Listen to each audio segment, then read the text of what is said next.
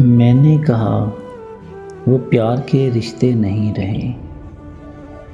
कहने लगी कि तुम भी तो वैसे नहीं रहे। पूछा घरों में खिड़कियां क्यों बंद हो गईं। बोली कि अब वो झांकने वाले नहीं रहे। अगला सवाल था कि मेरी नींद क्या हुई। बोली तुम्हारी आँख में सपने नहीं रहे। आखिर वो फट पड़ी कि सुनो अब मेरे सवाल। क्या सच नहीं कि तुम भी किसी के नहीं रहे।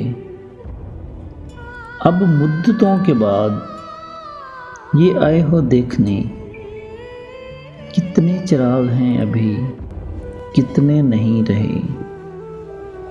मैंने कहा मुझे तेरी यादें अजीज थीं, उनके सिवा कभी कहीं उलझे नहीं रहे।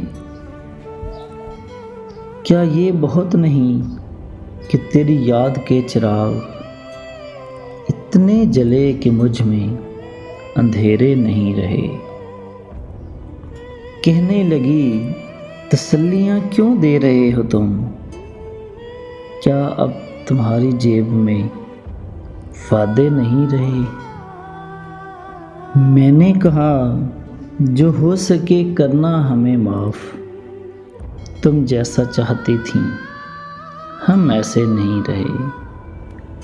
हम इश्क के गदा तेरे दर तो आ गए, लेकिन हमारे हाथ में कासे नहीं रहे।